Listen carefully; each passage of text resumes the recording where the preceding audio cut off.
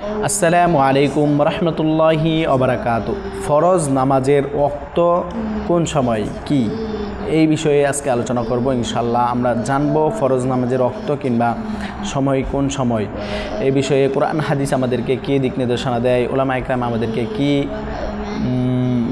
মত দেয় এবং পরামর্শ দেয়, সেই বিষয়ে আমরা পরিপূর্ণ জানবো ইনশাল্লাহ।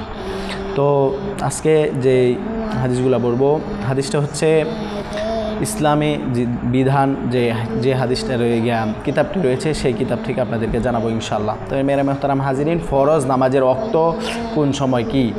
ইসলামের সালাত গুরুত্ব অপরিসীম, ইসলামে সালাতের গুরুত্ব অপরিসীম। তো সেই অপরিসীম ইবাদতের নির্দিষ্ট সময়সূচি রয়েছে, সব কিছুরই একটা যেমন সময়সূচি রয়েছে, তো সালাতের নামাজেরও সময়সূচি রয়েছে।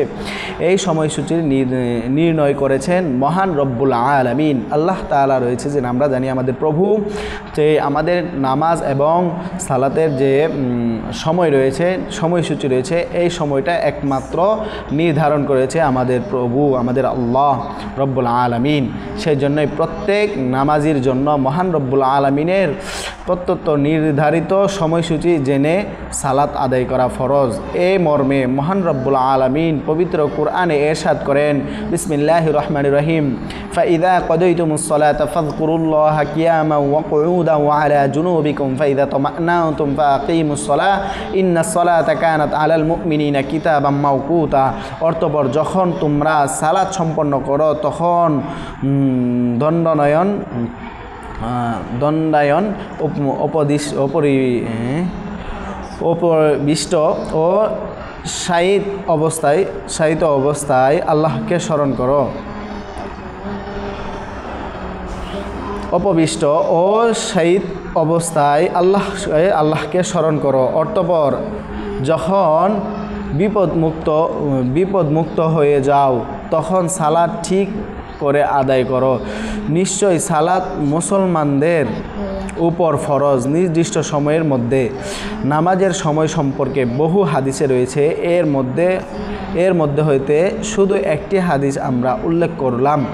হযরত আব্দুল্লাহ ইবনে আব্বাস রাদিয়াল্লাহু তাআলা আনহা থেকে হতে বর্ণিত, তিনি বলেন, রাসূল সাল্লাল্লাহু আলাইহি ওয়াসাল্লাম ইরশাদ করেছেন, জিবরাইল আলাইহিস সালাতু ওয়াস সালাম কাবা গৃহের নিকট 2 বার আমার ইমামতি করেছেন। প্রথমবার তিনি আমাকে নিয়ে জোহরের সালাত আদায় করেন যখন সূর্য পশ্চিম আকাশে ঢলে পড়ল এবং ছায়া ছিল জুতোর পিতার মতো সরু।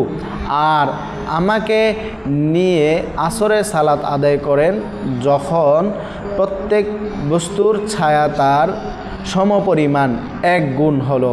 এরপর মাগরিবের সালাত আদায় করেন যখন সূর্যের অস্তমিত হয়ে গেছে। আর এশারের সালাত আদায় করেন যখন পশ্চিম আকাশের লালিমা দূরীভূত হয়ে গেছে। আমাকে নিয়ে ফজরের সালাত আদায় করেন যখন শুভে সাদিক সময়। পরের বার তিনি আমাকে নিয়ে জোহরের সালাত আদায় করেন যখন প্রত্যেক বস্তুর ছায়া ছিল তার সমপরিমাণ 1 গুণ। আর আমাকে নিয়ে আসরের সালাত আদায় করেন তখন প্রত্যেক বস্তুর ছায়া ছিল 2 গুণ হলো। এরপর আমাকে নিয়ে মাগরিবের সালাত আদায় করলেন যখন সূর্য অস্তমিত হয়ে গেছে। আর আমাকে নিয়ে এশারের সালাত আদায় করেন যখন রাতের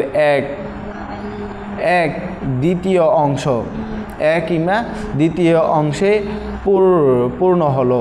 এরপর আমাকে নিয়ে ফজরের সালাত আদায় করলেন যখন পৃথিবী খুব ফর্সা হয়ে গেল।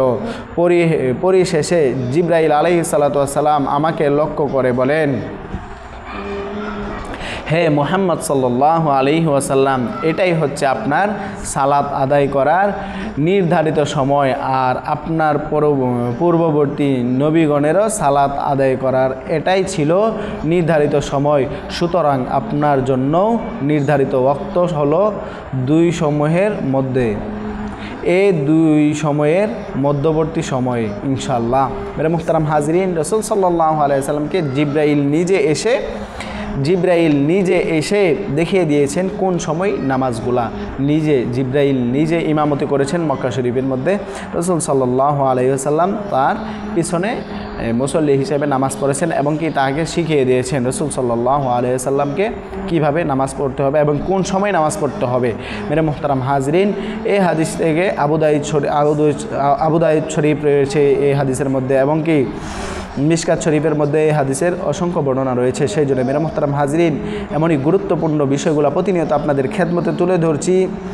আপনারা নিজেরা উপকৃত হবেন, অন্যদেরকে উপকৃত করার জন্য চ্যানেলটি সাবস্ক্রাইব করে ভিডিওটি শেয়ার করে দেবেন, আপনাদের মূল্যবান মতামত কমেন্টে জানিয়ে দেবেন ইনশাআল্লাহ। আশা করি বুঝতে পেরেছেন। ভালো থাকবেন, সুস্থ থাকবেন। আল্লাহ রাব্বুল আলামিন আপনাদের প্রত্যেকের নেক আশাকে কবুল আর মঞ্জুর করুক। আল্লাহ রাব্বুল আলামিন প্রত্যেকের রিজিকের মধ্যে ভরপুর বরকত দান করে দেখ। তো ভালো থাকবেন, সুস্থ থাকবেন। আসসালামু আলাইকুম রহমতুল্লাহি ওয়া বারাকাতুহু।